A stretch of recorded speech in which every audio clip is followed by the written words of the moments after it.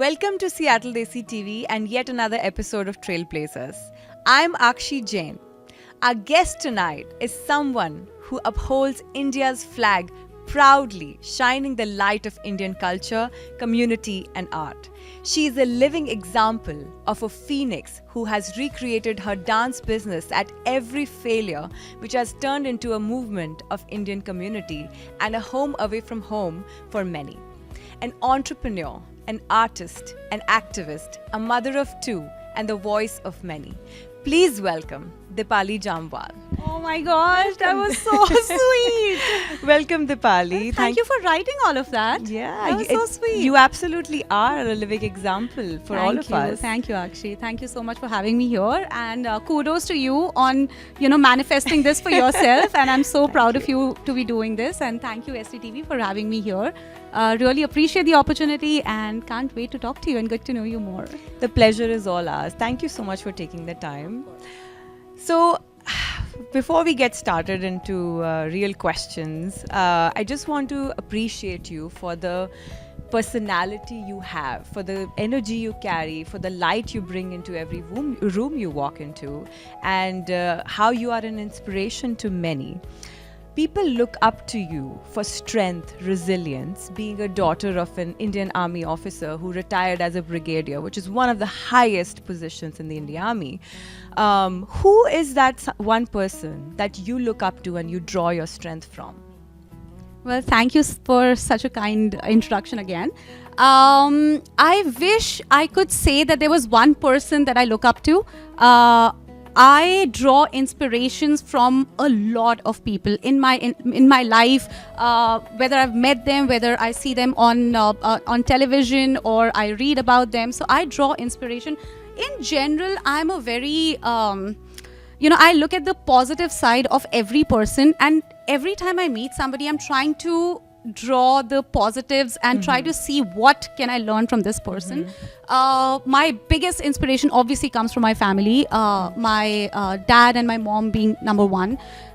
They are really everything: resilience, courage, talk about not giving up attitude, whatever you can think of. They personify that attitude. So I think I get most of that from them. The other person I look up to is my sister. She is someone who Shifali. She is the one who really teaches me to do better every day. I really, it's interesting, but I really, really look up to Hrithik Roshan, actually. Wow. I'll tell you exactly why. So I remember reading about how he had a speech defect. He had a brain surgery. He had, he used to stammer a lot. He had bad knees, and he was told he can never dance, he can never act. So he is one person who does not take no for an answer. He would be like, I will defeat, and I take that very seriously. I take that the first time he came out with defeat, it sunk in my bones. Wow. You work so hard that you defeat. Nobody can tell you that you cannot do this. You are the only person who will tell you yourself, yeah. who will tell yourself that you can do it or not. So you defeat, and I take that very, very personally. So a lot of people I take inspiration from on an everyday basis. I wish there was one, but there is none. It is a lot of people combined. So it looks like your family has really been your strength, and their shoulders are who you climb on, and 100%. you are, shining the ray of love on everybody in Seattle and our PNW area. So Thank you. Thanks to everybody in your family as well. So talking about your family, your dad, as I had mentioned earlier, he retired as a brigadier. One thing I want to say about the Indian Army is that we as Indians, we don't think enough, talk enough, and realize that we are standing proudly on the shoulders of the soldiers of Indian Army. Okay, what is that one thing that you would like to say to someone hearing you right now about the Indian Army? What would you like to say as somebody who's grown up in that environment? Oh my gosh, actually, there's so much I would want to say. I think that I am a head to toe product of the Indian Army. Right. Whatever I am today, it is because of the way I grew up. We grew up as nomads, right? We didn't have we didn't have one place. We were always moving from one place to the other. We spent majority of our childhood in separate family accommodations. Separate family accommodations are, we call them SF. It is basically when your dads are posted in high altitude areas or Right. high insurgency areas where families are not allowed. So they families stay back in peace area, and we call them SF, separate families. So we didn't have. This big city entertainment or malls or movies to go to. We had our own little community, and I think the seed of this community building was sown right from the childhood, that I have to bring people together. So obviously, we've had a very different childhood. We lived very. It was not how others Right. would have experienced or would even understand. So no matter what I say, it is very difficult for anyone to understand how we have lived. For example, I don't know, have you seen the song Sande Se Aate Hain from Yes, Border? yes. So you see that DR Makes me- Bhaiya who it comes puts me in. into tears. every time I Exactly. see You know, this. the DR Bhaiya who comes on, Yeah. DR is a delivery rider. And he always comes in an Enfield, and he delivers letters, basically. They're specifically from the Indian Army. Yes, so Okay. they're called DR. We used to call them DR Bhaiya. Okay. They are supposed to deliver messages, in the cantonment. And he used to ride an Enfield. So जब भी DR Bhaiya would enter the colony, you would know कि भैया आ गए हैं, because वो फट फट फट आवाज आ रही है that Enfield must be की. such an And exciting all the moment. kids would run out of their house on the streets to see कि भैया किसके घर जा रहे हैं, कि हमारी लेटर आई पापा है. का लेटर आया है या So, मम्मी का आया है? I don't think I can ever talk about Indian Army and not get emotional. But it is a very different childhood that we have lived. We have only seen our parents, our dads, through letters. I mean, and उस time पे तो phones भी नहीं होते थे यार. I'm talking Right. about 94, when my dad was Yeah. posted in Kashmir during highest insurgency.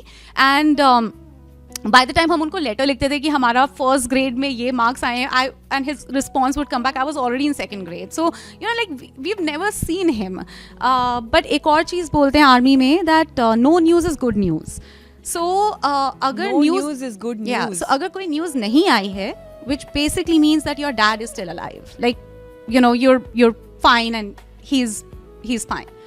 तो जब भी घर का फोन बजता है ना, like every time you're sleep, especially late night में, अगर फोन बज गया, you don't breathe. You hold your breath, you hold your heartbeat, कि अब क्या क्योंकि you news आने know वाली कि है. it cannot be a good news.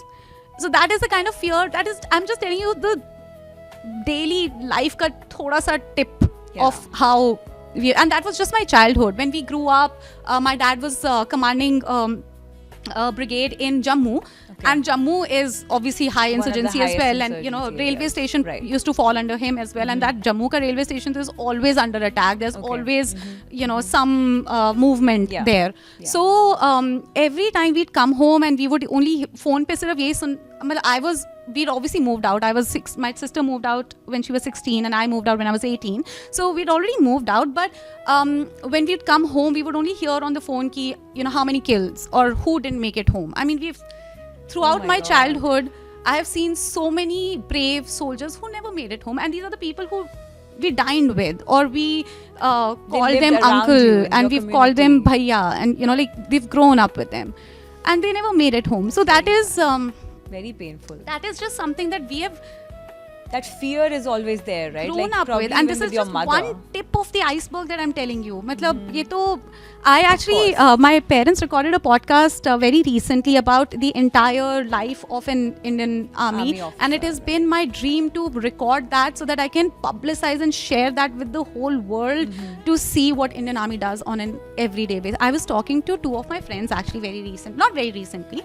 I think in 2017 जब वो मेजर गोगोई का इंसिडेंस हुआ था, where he was ambushed by a mob and his unit didn't have weapons on them. So they fought with sticks against a mob.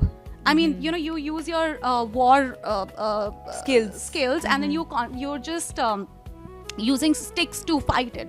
So I was talking to my friends and they didn't know what that instance was.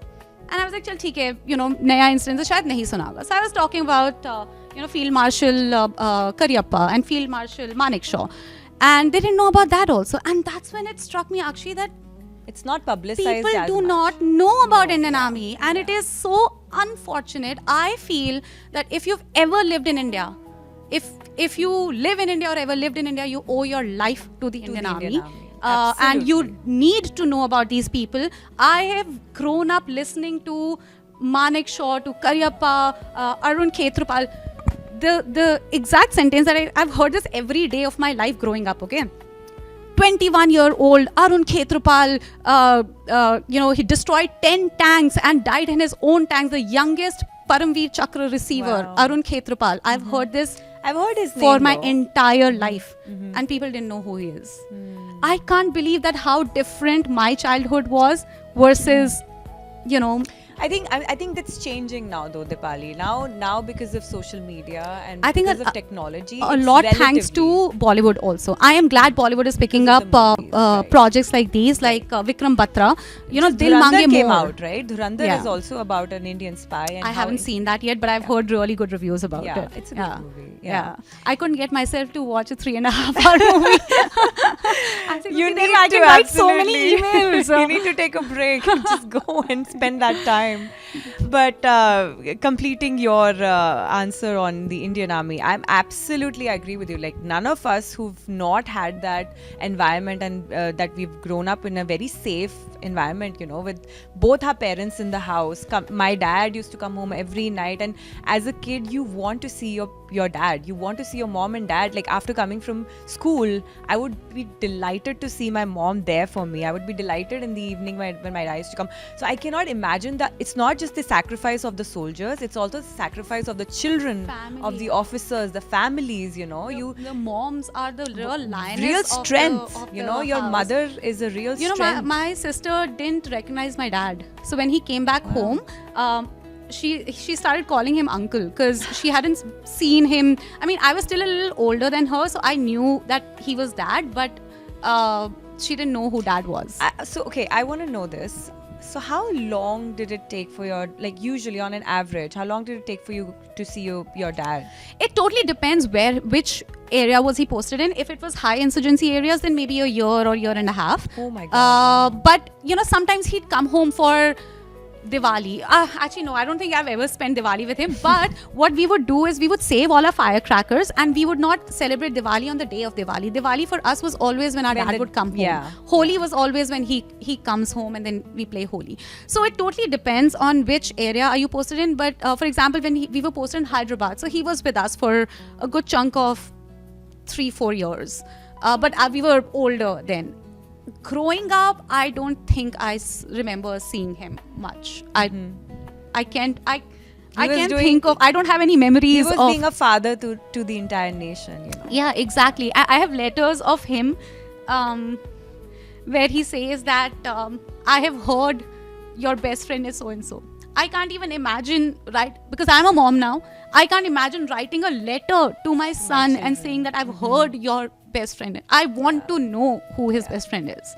So Those are the Very- sacrifices that these yeah, but people again, make. these are just tip of the iceberg. I mean, just There's going so much deeper, more, I'm it is. sure. There's so many layers, so many Yeah. layers. So I wish we could change one culture in India and we could bring this gratitude for Indian Army. And every time anybody sees an officer or anybody in the uniform, they're able to say thank you for your service. It's just four very Absolutely. simple words. We owe our lives to them. And it's just 4 simple words. It doesn't cost you much, but it validates so much of their life. Absolutely. Thank you for sharing that perspective, Dipali. Let's move on to a little bit of a lighter topic. Dance. It's such a beautiful art form that you've chosen for yourself as a career. Unfortunately, even today, it's not considered, a very go-to career for most students. Right? Engineering, being a doctor, chartered accountant. Those are the go-to careers. So, what is dance to you? Why did you choose dance for yourself? Why did I choose dance? I'm going to break that into 2 sections. Number one, it is not a conventional career. I don't think people even consider it as a career. I think Right. people still think of it as a recreational activity जो after school या after work activity करते हैं. And for some reason, if you've taken up dance as a career, you're not as respected in the industry, or in general, it is sort of looked down upon.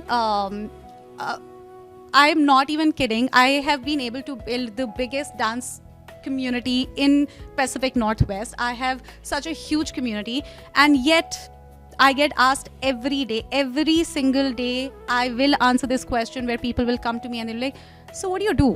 What do you do? Yeah, you dance, but like, what is your... Are these people who know that you own a business? Some, yeah. They all know that I have a they dance know? business, but they are like, but yeah, theek hai, matlab, that's just dance, right? Like, what do you do? Oh, I'm very surprised. So, like the other day, one of my friend calls me, and he's known me since my childhood, and he called me and he was like, "What's going on?" And I answered saying that, you know, just very busy, and life has been very busy, work has been very busy. And he said, "Well, wait, I thought you quit your work." And I was like, "Yeah, but I have a business." And he said, course. "Oh, the dance business, you know, like." Oh, the dance, the Yeah, tone because in it is, that. it is Right. not it is like ये ठीक है, तो मतलब कोई ये काम तो- नहीं है ये ना? तो मतलब Oh, fun ये के लिए. तो- this is just And passion. here I'm thinking, I do like dance as a business has every element of every other business, everything that you see, every other business that you see. I can add to that and correct me if I'm wrong. So I've done dance all of my life. As a child, I've always been to dance classes and learned. It's one of the best ways you express yourself. But to own a dancing business, I would assume you would have to choreograph your songs. You have to first of all plan it out. What songs you want to teach in your classes, and you have multiple classes. You don't have just one art form. So dance has multiple segments, right? Like it's very diverse. It's a city in itself where you have bhangra, and you have kathak, you have bharatnatyam, hip hop, bolly jam, right? So you are probably deciding the choreographies, the different segments of it, and then you have your staff. You're managing your staff. You also have to manage the finances of your business. So there's a lot that goes into it. So all of that, yes, I mean, of course, because that is as a dance instructor, I'm doing all of that. But as a dance studio owner, I am managing the physical space as well, right? So I am, during the day, I'm doing admin, accounting. I am also the customer service representative. So any phone call that comes, I am the one taking Okay. it. Any social media management. By the way, social media management is a full-time job in itself. Right. So retention, right? Retention of your Retention existing. would come also fall under that, but social media management, creating content, and interacting with the potential students, and all of that is totally Marketing, another right. aspect. Networking, I'm constantly looking for new opportunities to bring into the studio, to curriculum and scheduling, and trying to understand what more can we offer to our students, how can we keep it exciting and rolling all the time. So that is what I'm doing during the day. Evening may, yes, what you said about teaching. So I'm also teaching, right? So I'm choreographing, I'm song selecting, I'm seeing what is more relevant right now. And if I'm teaching, I also have to train a lot. So I'm attending classes every day to train myself, to keep myself afloat, so I can offer that to my students. And teaching, by the way, is a full-time job in Yes. itself. So building a relationship with your students, and taking feedback from them, giving them feedback, helping them grow. After you're not done after your class is done. You go back home, you're looking at everybody's videos, you're giving them feedback, you're Right. sharing that on social media, and then And also students want to connect with you, right? Like they so want to building talk a relationship to you, with your students yeah. is a whole different Whole relationship then management. as a CFO of my business, like, because I'm running the whole show myself, right? So I'm also looking at the budgets, I'm looking at what can be cut down, because there is no way, no, you don't need to be a genius to actually understand that there is no way you can meet the astronomical expenses of running a dance studio by just doing dance classes. And it is so unfortunate that a business that brings so much happiness, so much culture, so much light and life in a city, it fights for its survival every day.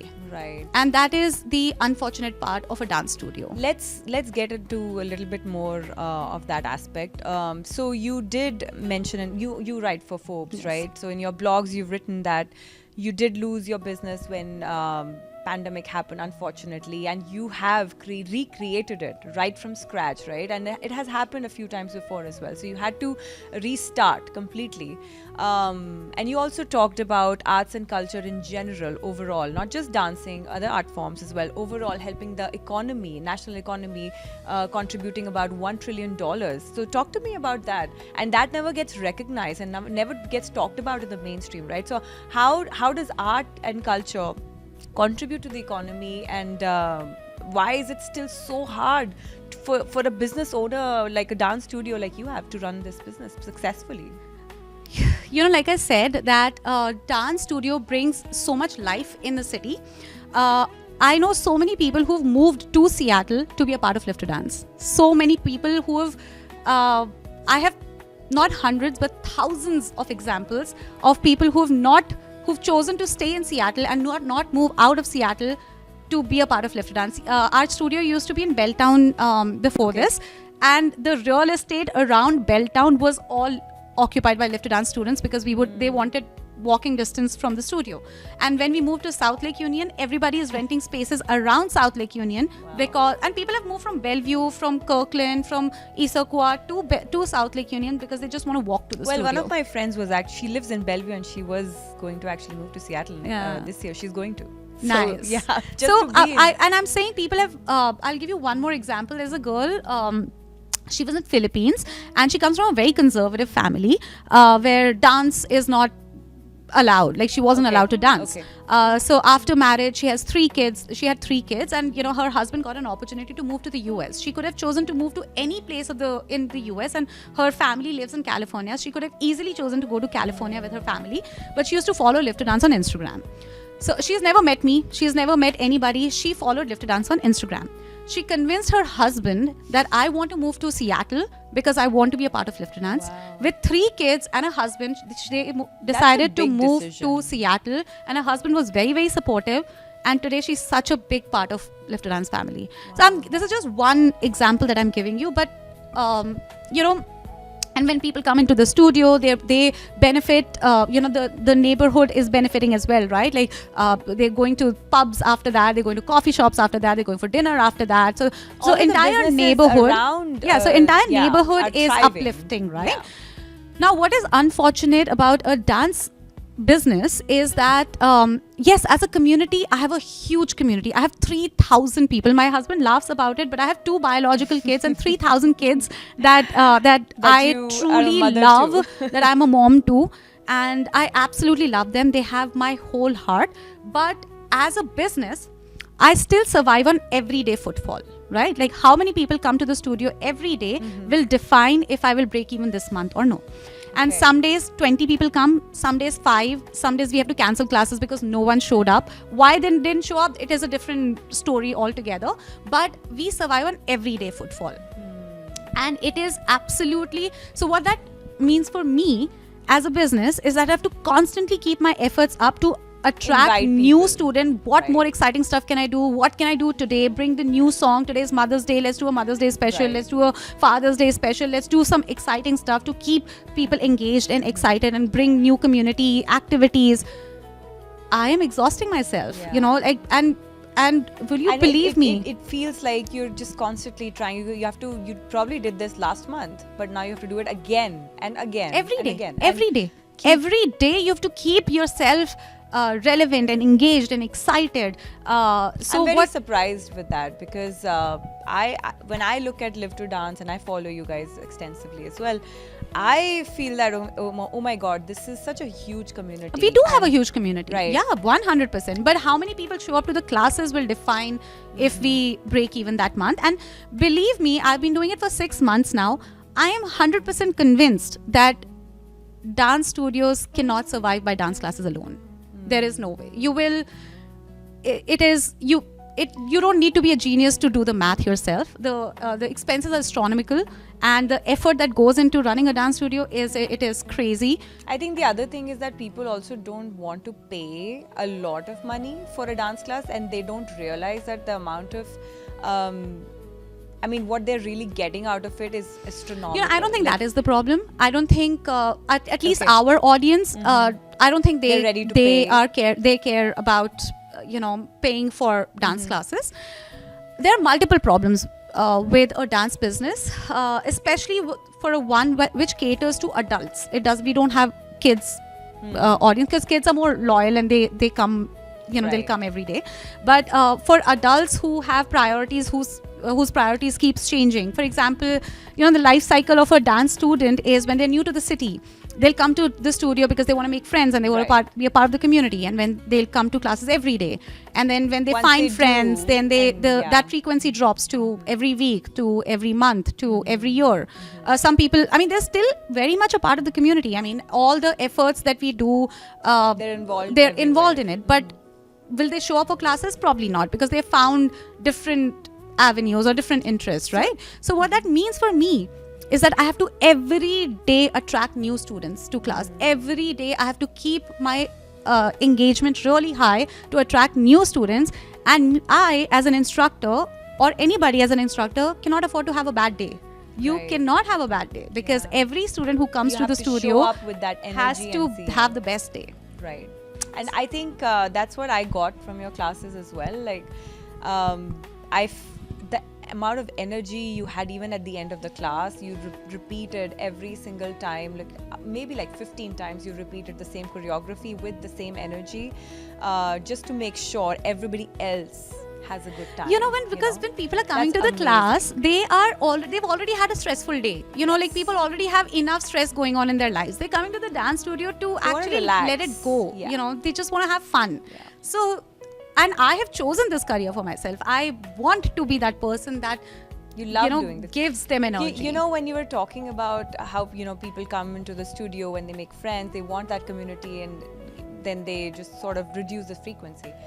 It looks to me that it's a bigger purpose for you than just running a studio or making it a business. It's not a business for you. So, It's- to answer your second question, what you asked was why I chose dance. My answer to that is I didn't choose dance. Dance chose me because my purpose in life, I recognize some people recognize the purpose of their life much later on in their lives. Right. I have always known the purpose of my life, which was always to bring people together. To build a community was my purpose of my life ever since I was a kid. Even when I was a kid, अकेले TV नहीं देखना है, सब लोग साथ में बैठ के TV देखेंगे. Like everybody has to go together wherever we are going. So I was always that, bringing people together. So even if it wasn't for dance, I would have found another way to build a community. But dance just happened because I love it and it chose me. But yeah, so the bigger purpose has always been to bring people together and to create this home away from home, because everybody is already dealing with enough in A their lot, lives, and a this is lot. their Especially after COVID, after the pandemic happened, the mental health of people has been really affected. We have much less connections. We don't see people often. People are sitting in their homes, and with technology, with OTT coming in, Yeah. we are so used to just sitting on our couch and watching Netflix, right? So having that engagement. You also wrote a blog recently about it, about the lonely world right now. It's an amazing place that you've built, and I hope that things work out better for you, much better for you in 2026, and I'm sure you're doing really, really well. Thank you. But I, as a dance business owner, I don't wish a dance studio to anyone. It is not good for your mental health. It is not good for your emotional health. It is not good for your financial health.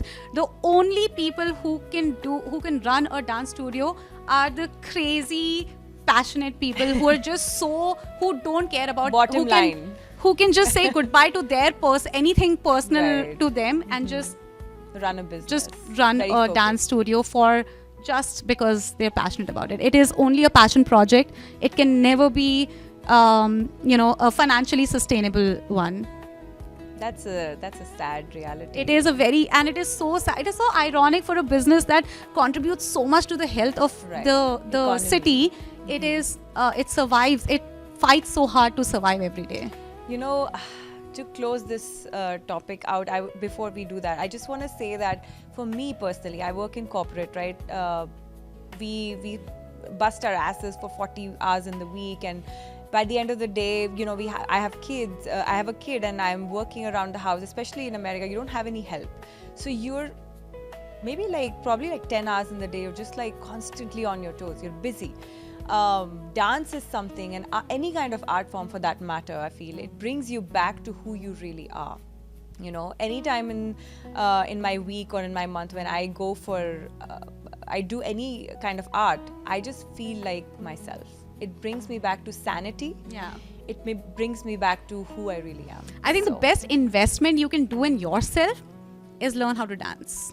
Yeah. It is the solution to everything. Everything. No matter how your day is, you know, in the evening you'll go to the studio and you'll come out happy. Absolutely. It is meditation, it is therapy, and it's also it is workout. everything. It's also a is, workout, it right? Like you is. don't need to spend an hour in the gym. You can actually go to a dance class and It is.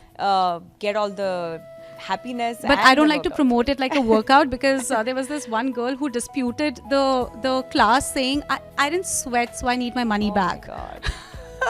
There are people like that as well. Okay, let's move on to our next question. Okay, Dipali. So let's talk about motherhood.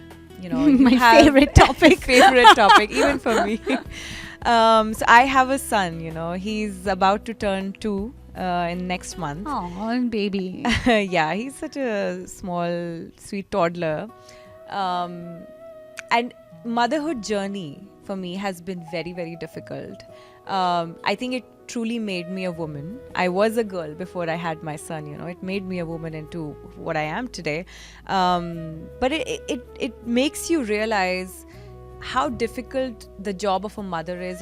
It made me become more appreciative of my mother. And I think the most difficult part for me was not knowing what comes every day, not knowing what challenge is coming your way every single day at every stage, especially if you have a newborn kid. You know, the babies have so many challenges. I thought that pregnancy and delivery is the biggest challenge.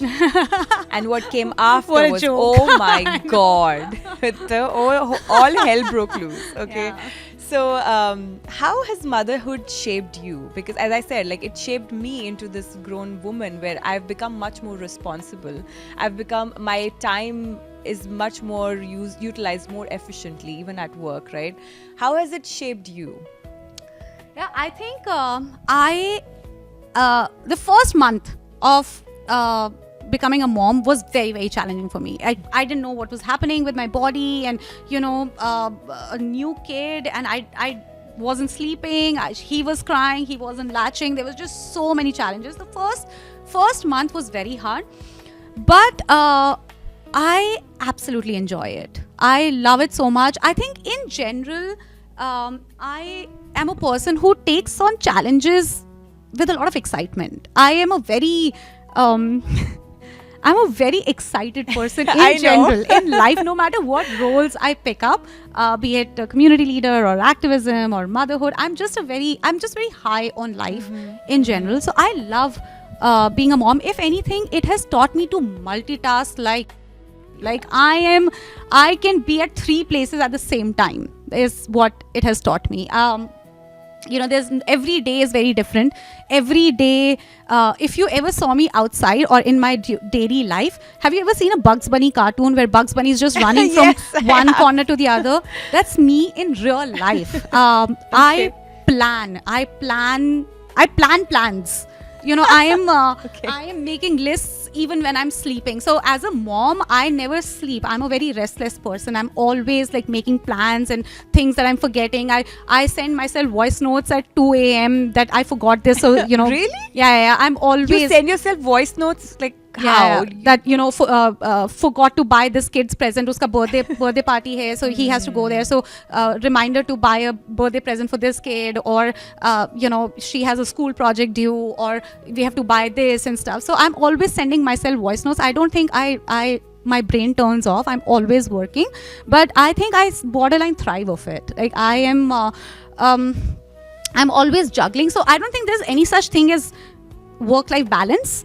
You've talked about not having it all. Yeah. You're always talked about- juggling. You know, like you're you're always juggling. There's something you are always missing out, right? Like yeah, right now. exactly. You'll always fail, but you know, sometimes you win, sometimes you lose, but it's okay. I mean, just take it in a good spirit and try to do better next time. Like try Right. to just wake up next day and be like, today I'm gonna do better than what I did yesterday.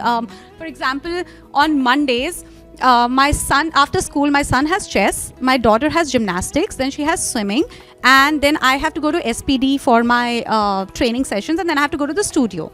So I pick up my son, drop him to chess class, then I take my daughter to gymnastics, I change her in the car, and I have snacks in the so car. Imagine the planning that I have to take 2 all hours these before that. to take all the changes, shoes, socks, snacks, Absolutely. towel, everything. That then I change her in the car, take her to gymnastics. I'll work there for 30 minutes. Then I go to pick up my son, bring him there. Then she changes in the gymnastics to go for swimming. Then my husband God. tags team with me. Sometimes he has baseball on Mondays, so then I have to remind myself to pick snacks for him for baseball. And sometimes I ask for a lot of help from my friends also if I'm not able to do it all, or if my husband is traveling, then I ask my babysitter to come and help me, or I'll ask my sister or my friends to come and help me. And then I go to SPD session, then from wahan se change karke then I go for my dance studio, because I have to go to the studio every day, right? So I'm always Running around. I'm always running around. I'm already tired just like listening to the amount of work you're doing, you know? Yeah, I'm always on the go. So I think as a mom, you have to take every day as a new challenge and take it in a good stride, you know. Right. Like, take it as I don't think I take life too seriously in general. I've seen too much failure in my life. I have seen I have hit the rock bottom, both emotionally, financially, mentally. And I remember I had hit so bad. I'd lost everything, all of our savings, everything. We'd gone bankrupt. And my dad was like, you hit the rock bottom anyways. Ab isse niche Iske thodi niche kya jayegi. hoga? So, now try again. We'll, and my dad said that hum hai na yahan par. It's not like we needed his financial support, but just the somebody fact that he saying said that, I know. that hum hai. And I was like, that's true. Like I have Absolutely. I am Such a privileged that supporting I have family. I have people around me who support me so much. Yeah. क्या ही हो क्या जाएगा? What is चाहिए the और क्या worst that चाहिए can life happen? में? मुझे लगता है कि I feel like all you need in life is that love Support. and support Yeah. from people you love and you look up to. I am blessed to have a very supportive community who has had my back. And if there's one lesson that anybody needs to take from my life, it should be invest in your people. Everything will come and go. I have seen it up close and front. People, my entire childhood, I've seen so many people who never made it back home. I personally have hit rock bottom financially so many times, and it has taken even start the decision to start the dance studio as a business. It was a very hard one, and I don't think I'm still able to justify, all the sacrifices that we have made for this. But it is the people who give me the courage, who have supported me. My people believe, I can go on record and say this, that nobody has a community as loyal, as beautiful, as loving Wonderful. as mine. That's wonderful.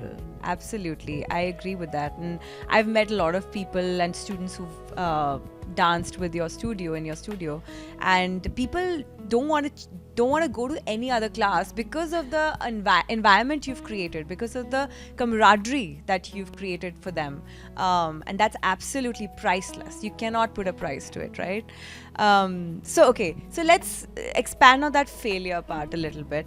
And that would be my last question. Okay. So since you are somebody, who has experienced so many failures in life, and you have risen up from that, you've gone from 0 to 1 so many times. What would you like to say to someone who's listening to you right now, who is failing at something that they're doing at a job, or they're not able to find an internship, or they got laid off, and they feel stuck right now? What would you like to tell them? How would they get up? I would say that failure is the biggest teacher that you can ever get. People who fail learn more than people who just succeed. So I want to say that because I have failed so many times in my life, मुझे life में कभी कुछ easy नहीं मिला है. Everything has been like you have to keep trying, and then eventually I'll get it. But what it has taught me is hard work. So 2 things that I am not scared of is failure and hard work. So now I think to myself, if I'm not scared of failure and I'm not scared of hard work, तो stress ही नहीं है life में. किस चीज का stress है? Like I am not stressed about anything. ठीक है, क्या ही हो जाएगा worse. Like, you're not gonna, you privilege that you have a body. It's a perspective, right? Yeah. You just look at failure with a different perspective of like just going up from there. Try इससे again. और बुरा क्या होगा? Try again. I mean, Right. I wake up every day. Actually, I don't even know when I adopted this habit, but every morning I wake up, I join my hands like this, and I just pray into the universe that just help me do a little better than what I did yesterday. That's it. My goal today is to do a little better than what I did yesterday. Just love a little more, smile a little wider, laugh a little louder, hug tighter, and just be a better person. Some days you'll fail, some days you won't, but हर रोज थोड़ी ना you can fail. मतलब eventually you will rise, right? So you just have to remember that good times are coming. You just have to keep working hard. You can't, if you think too much about what has happened and why you, then you will not be able to get out of that cycle.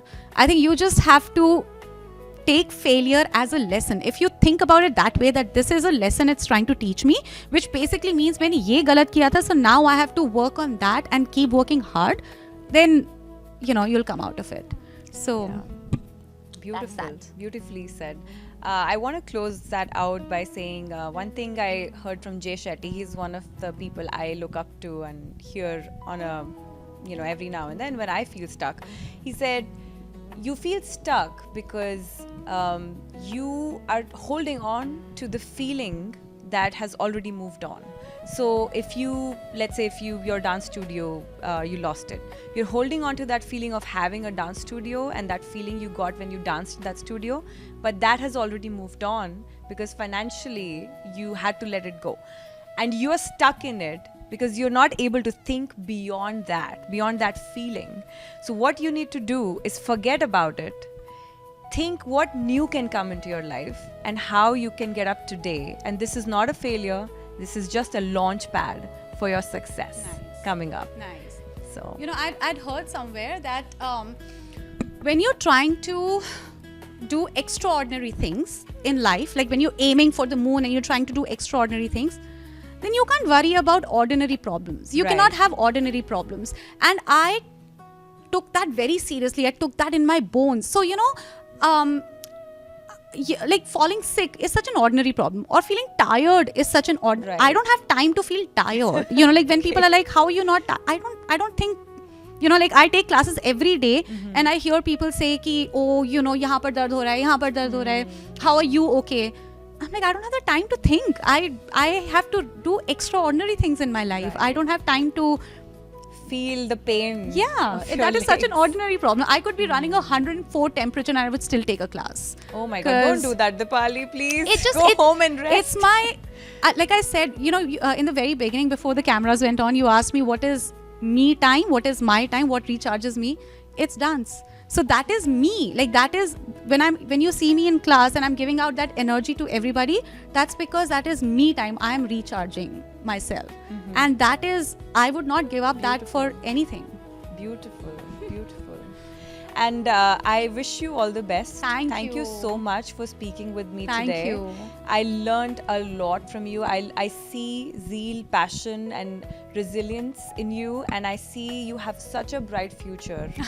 Not Thank just you. in Seattle. I want your community to go much beyond this area, and you have impacted so many lives. People's mental health has improved because of Live to Dance, right? And I want Live to Dance to grow and thrive like it is, I and hope much so. bigger. Knock on the wood, and I really hope. I think one thing that I want to change this year is I want to get city of Seattle and bigger businesses' attention to small businesses, Okay. and get them to invest in small businesses like Wow. a dance studio, because I think without their support, we cannot survive. I think so. There's a arts and culture Yeah, commission, yeah, right? yeah. Every city has Yeah, that, so yeah. you can probably Yeah, apply there. yeah. So Dipali, we're gonna do a quick rapid fire. Oh my God, this is too stressful, you guys.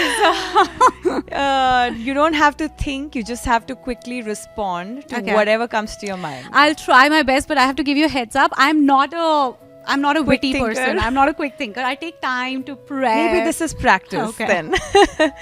Okay. First dance style you learned. Kathak. One dancer who inspires you. Hrithik Roshan. That was such an easy one. Freestyle or choreographed. Both. One song you secretly love dancing to. दंगल दंगल उसमें एक paragraph है और एक line है which says बंदे की किस्मत को मेहनत का सादर प्रणाम है प्यारे. I absolutely love that and when I'm alone or nobody is listening or sometimes when you just need that motivation, I just dance to this song. Okay, beautiful. How many times usually you replay a song to practice? Haila. 100. I don't know. It goes on in a loop until it becomes a part Okay, of give your a muscle number. memory. Give a number. 100. 100. Okay. Dance forever or teach forever? Dance forever.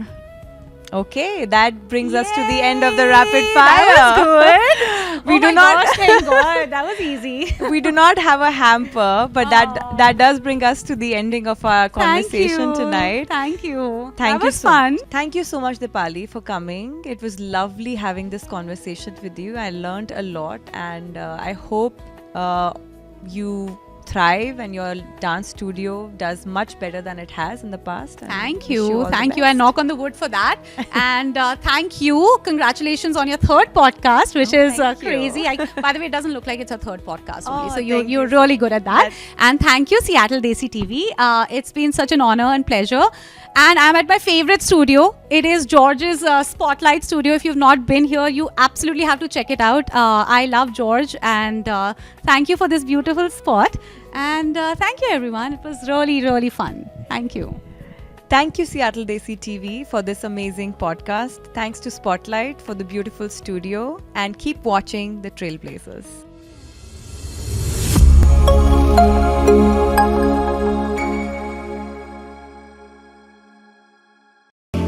Trailblazers leading